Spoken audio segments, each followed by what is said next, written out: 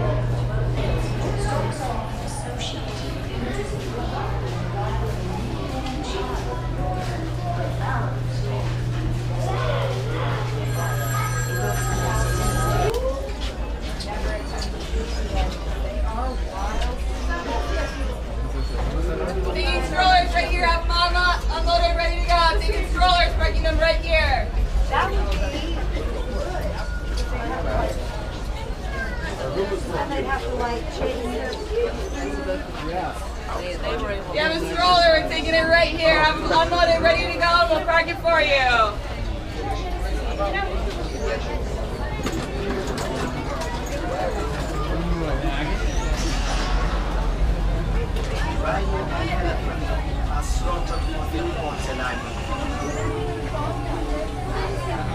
Cheetahs and lions are killed for the coat. And antelope and gazelle are trapped in snares, their meat illegally sold. It is my job to protect all the animals of this reserve. That is why I ask you, all of you, please join us in our battle against poaching. Your eyes are poachers. Only by living together can we help each other set others on I was born here, and my whole life I was taught that what you see with your eyes.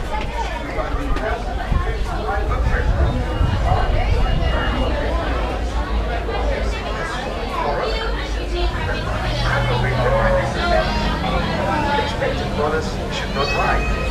Once on board your safari transport, please remain seated with your hands, arms, feet and legs inside, and remember to watch your children. Once on board your safari transport, please remain seated with your hands, arms, feet and legs inside, and remember to watch your children. 205 want to join them.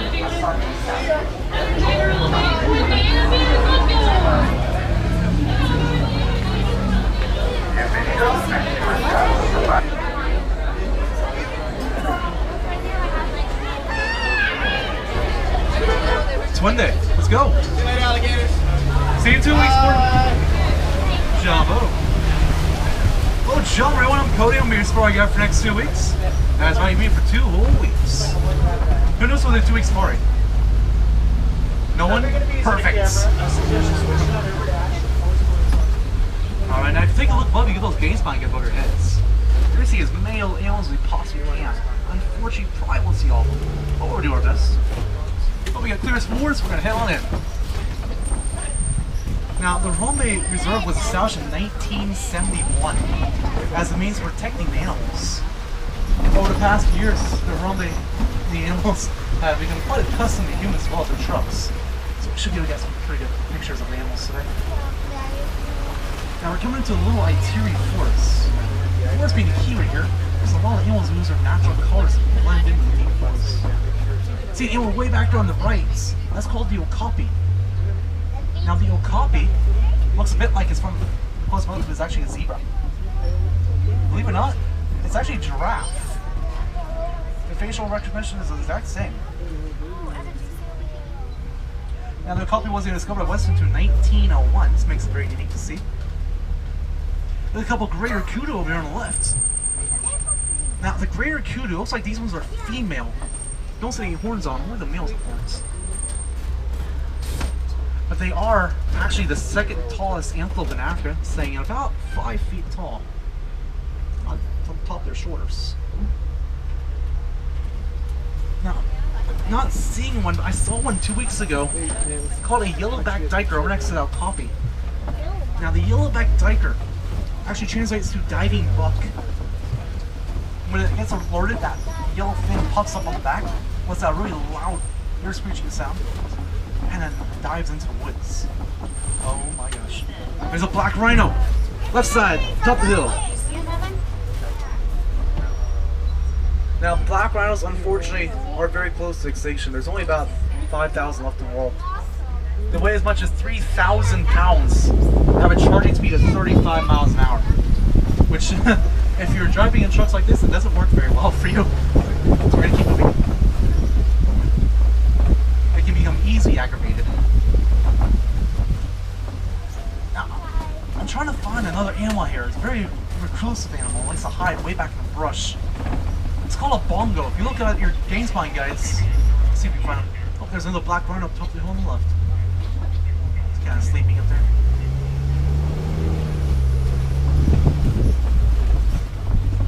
Oh wait, there's bongos on the left. Now bongos have those curved back horns so they can run through the woods very quickly. But it's actually very cool seeing them out in the open like this. They have a nickname called the ghosts of the forest because they like to hide way back in the woods.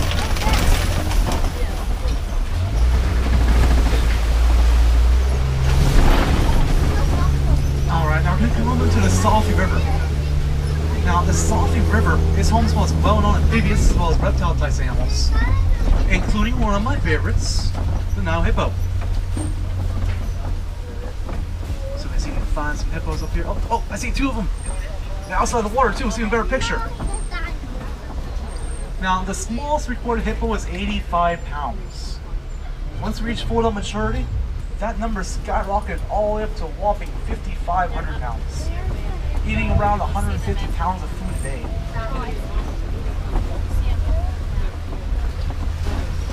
There they are.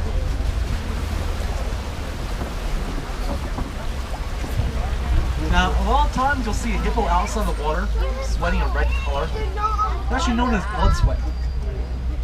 It actually doesn't have anything to do with blood. It's actually a pigmentation in their skin, which allows the water to be more of a pinkish red color. Looks like it'll blow the hippos away on the left, so we're going to keep going so we can take a look at those.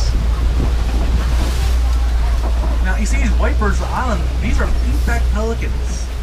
Look at their pink coloration on their backs during the mating season. Might even see some nest in these trees somewhere.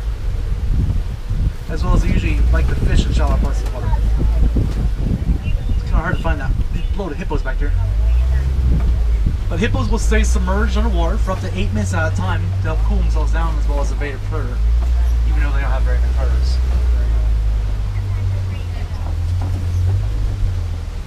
I also got a bridge up there, so one of the nicest little routes. Just hope there aren't any crocodiles. Oh, look at that one, he's smiling. No, it's actually their way of dispersing any excess heat in their bodies. Now, crocodiles will grow up to 18 feet as high as a giraffe, as well as having 2,000 pounds of pressure on the jaws. They only run 10 miles an hour on land. So we're going to keep moving.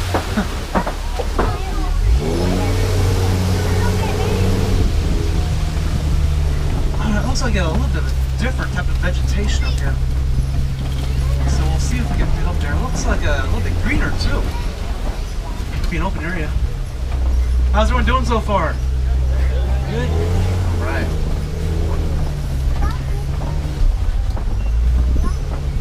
Oh wow, look at this tree up here.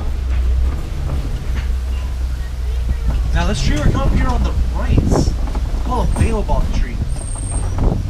Now the baobab tree, sometimes referred to as the upside down tree, because the branches of the root system will go about 9 months out of the year without any leaves at all, and survive long periods of drought by storing hundreds of gallons of water in that trunk.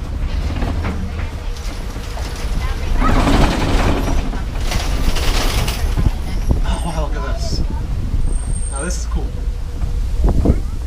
I think I see some giraffe way out there. Let's go over and take a look at them. Now, the savannah like this is home to most well-known animals in the world, like elephants, giraffe, rhino, lions, cheetah, warthogs, gazelle, ostriches, all sorts of animals. It's all part of the wild outfit we're trying so hard to conserve. It's gonna get a little bumpy.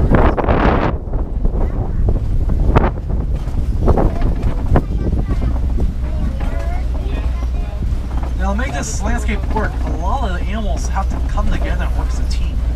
Sometimes even being used essentially as tools. Elephants, like bulldozers, pushing on smaller trees, makes room for grass to grow. Giraffe will come through and eat the undergrowth of trees to let light come in. Over time, the grass will grow back, and the smaller animals, like the antelope and gazelle, will come through and eat this grass, like a lawnmower, while the warthogs and gazelle fish around the edges. So in a balanced ecosystem, they always got food to eat. Now, if you notice on the symbol for the Harambe and the Kilimanjaro safaris, you actually notice an animal with very long, curved back horns. It's called a sable antelope. Unfortunately, I'm not seeing any though. But they're very unique animals. When they feel threatened or go to sleep, go back into very large circles around their young and protect them by using those very long horns. Now, does anybody know what these large mounds of dirt are? There you go, termite mounds. Now, termite mounds are a mixture of termite and saliva as well as mud. When left out in the sun, they get as hard as concrete. And because of that reason, a lot of the larger animals, like elephants and giraffes, will use them as lookout points for natural predators. I don't see it. We'll use them as backcatching posts, while smaller animals use them as lookout points for natural predators. Now, whose favorite animal is the Ankole cattle? No one's? I think they're pretty cool.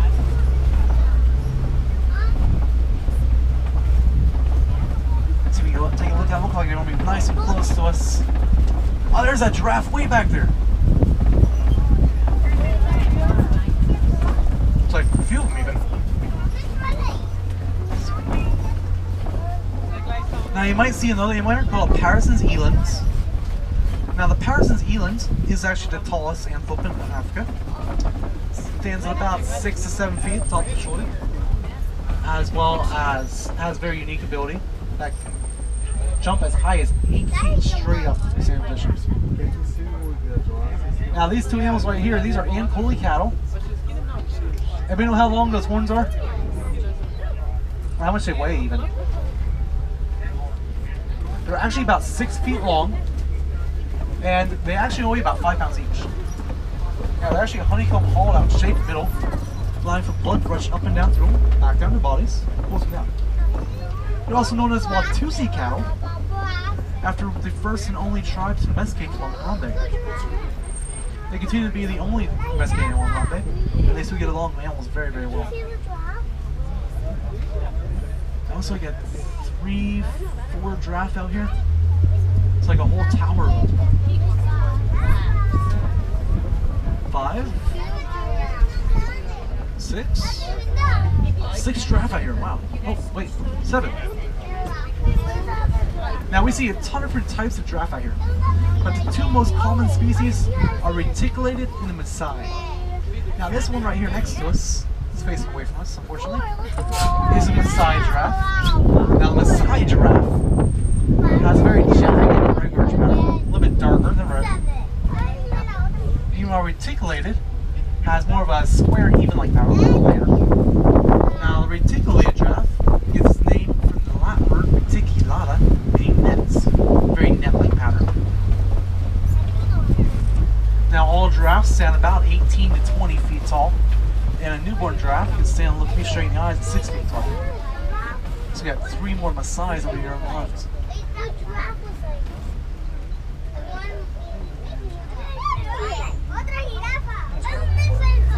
Let's move up a little bit, get a better picture of them. There we go. And there's that reticulated giraffe over there on top of the hill on the right side, as soon as we get past the brush. Now, if you ever get the chance to look at their tongues, it's like a very long piece of sandpaper. It's a little bit slimy. And it comes very handy for them, actually, because they'll actually wrap their tongues around branches and pull the leaves down.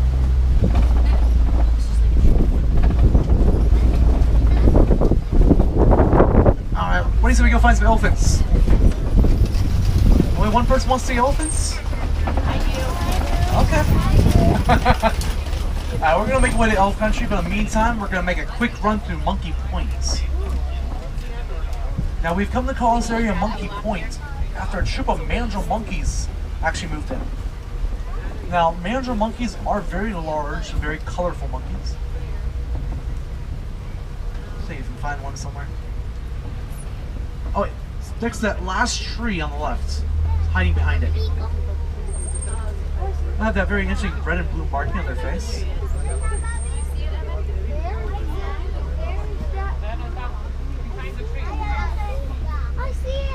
It's kind of funny watching big bugs out here first. Alright, let's see if we can move on so we get straight into elf country. Looks like a camp right here, but we're gonna bypass that. We'll come back in a few hours. Yeah, I got said this was a 2 week spot. Or not. What in the world? Road closed. It just came through here 2 weeks ago. Why is it closed? Well, other than the fact there's a landslide. Well, we'll see if we can find a way around so you can keep moving. Somewhere over here, maybe. Might be a bridge.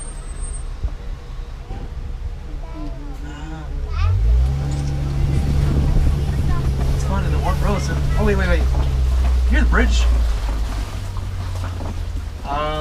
It looks pretty beat up though. What do you think? Keep going? Yeah, I don't see another way around anyways, so we're gonna have to try it anyways. We're gonna go pulley really slowly across this thing. It looks pretty beat up. Alright, that sounds... Is that duct tape? Nice and slow. That's not a very big drop. Alright, tops off and back. Alright, let's get out of here. Everyone okay? Perfect. Oh, hey, there's a zebra right there in one.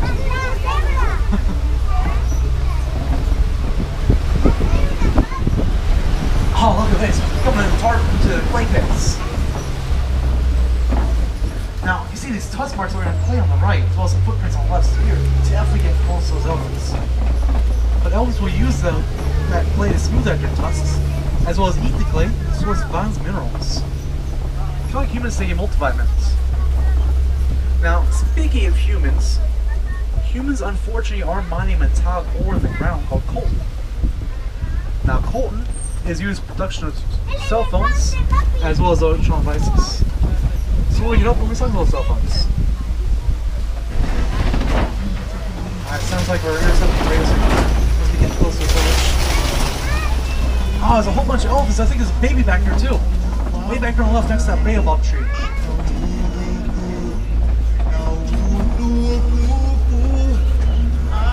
Now, does anybody know the difference between an African elephant and an Asian elephant? There you go, the ear is perfect. The Asian elephant has a very small ear as well as a protruding forehead. Meanwhile, the African elephant has a very large ear. It actually uses a fan to evolve as much as 15 degrees.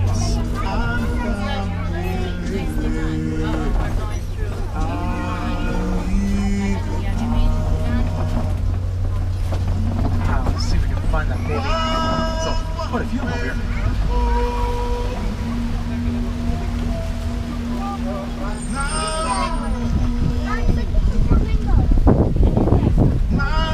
Now, does everybody know how long an elephant pregnancy lasts? Very close, just under 22 months. Can you imagine having a 22-month pregnancy of a 300-pound baby? Ouch. There's a whole bunch of greater flamingo over here. Now, a greater flamingo in a very large group is known as a flamboyant. It is actually hatched in gray color. You get that fluorescent pink color after a year of eating brine shrimp and other crustaceans they find in water that are rich in a mineral called keratin. It kind of looks like that elephant back there next to the baobab tree is chopping in time out. By himself, his face in the tree. There's that baby though.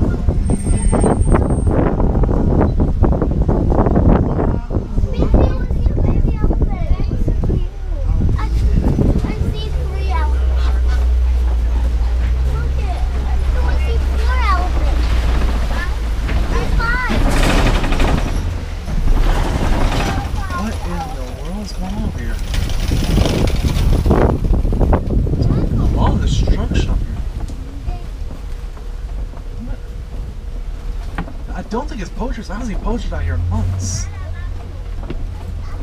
Huh. Oh, wait, here's some footprints up here. See if we can go get them. Take a look at them.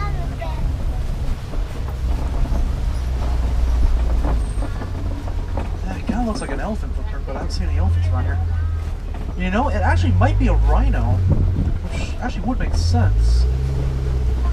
Maybe it's a white rhino. Now, white rhinos, unfortunately, are being poached for those horns. Make it very difficult for us to protect them. We do as much as we possibly can, but unfortunately, even that's not enough sometimes. But those horns are sold on the black market for a very high price, so it's even more difficult for us to protect them. Oh wait! Top of the hill on the left side, right in the sunny part, you can see the 2 cheetah.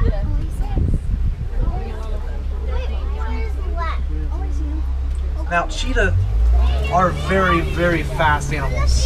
The fastest land animals on the planet, actually. They run about 60 miles an hour, only for a short period of time though, because their bodies do overheat very, very quickly.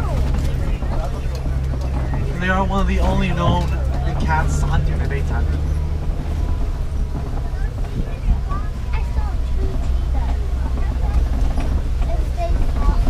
Speaking of big cats, looks like a kopi up here. Now it's rock formation, it's called a kopi.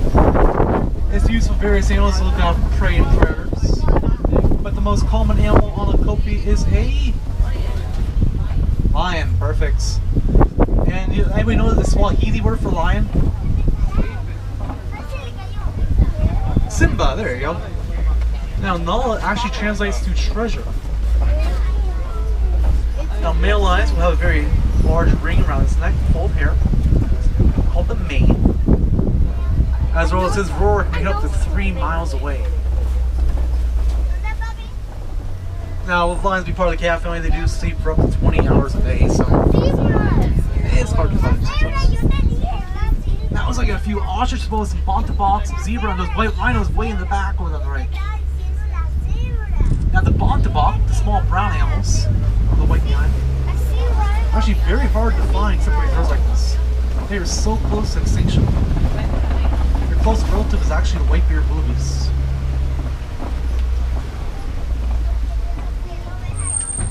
Still no sign of those. Wait. You can kind of see it. There's a lioness right there between the rocks on the bottom. See that green patch spot right there now? Yeah, it's right above it.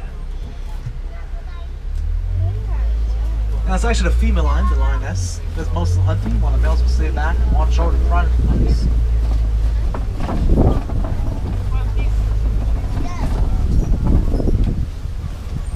Oh, there's a warthog right on the left. Now, warthogs are very interesting animals, very fast too.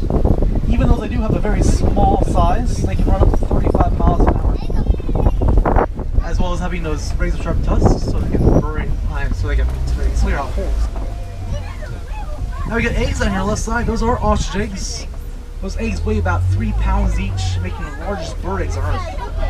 As well as the ostrich being a large bird.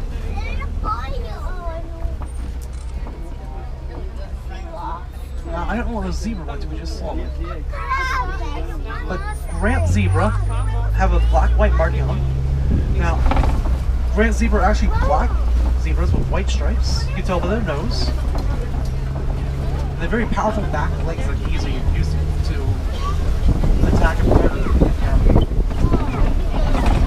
Now, the thing with white rhinos is, even though they're called white rhinos, they're actually technically called vites. V-I-T-E. Over years of mispronunciation, they just become white rhinos. Because they actually have that more gray and tan.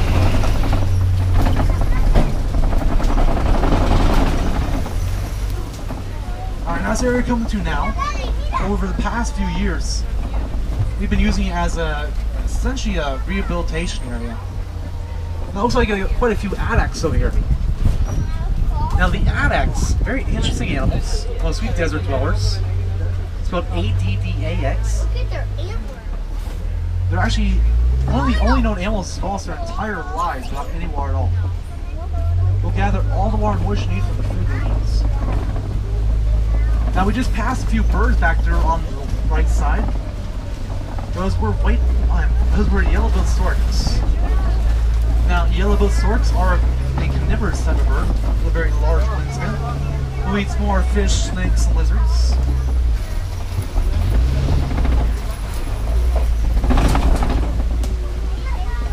Now there are a number of ways, very easy ways to go help conserve the animals as well as their habitats. You can go online, research a little bit, even donate a few dollars. It's really good just to know about the animals. You can build a bat house, really good for bats, and bats are actually very useful for keeping mosquitoes and other insects away. You can plant some flowers for butterflies and bees. Bees are also very useful as far as pollinating other flowers, allowing for more vibrant colors to come out. Now, if you're interested in a few more animals, I do recommend going to the Pangani Forest Exploration Trail. Sorry, it's right where you get out. It's a 30-minute walking tour. You're going to see a whole bunch of different animals, such as naked mole rats, an underwater hippo viewing area, smaller prairie monkeys, as well as one of my favorites, the silverback gorilla.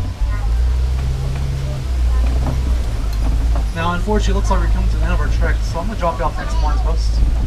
From there, it's a very short walk back to Rambe Village. I do thank you for riding Kilimanjaro Safaris. Everyone have fun? Alright. Oh yeah, there's some more from that hell now. Now here on, maybe we don't say goodbye. It's not too depressing. Instead we say Kwa Harini, which is Swahili for go well. So Kwa Harini, everyone.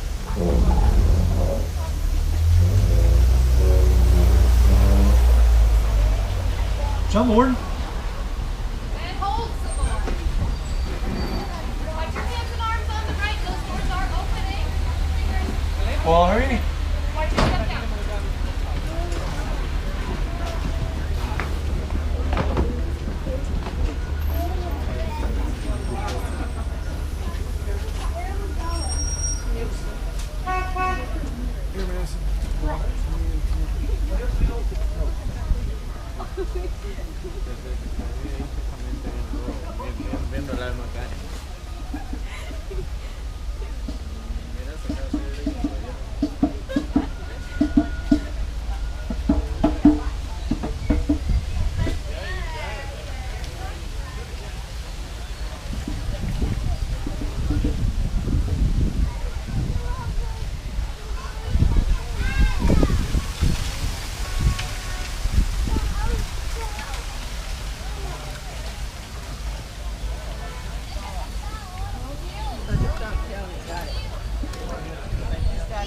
Chris. Hey, Chris.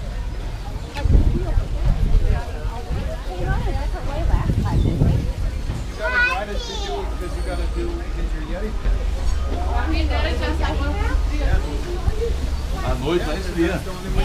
Eu não, tá esfriando. É? Dizia um calor. Eu adoro.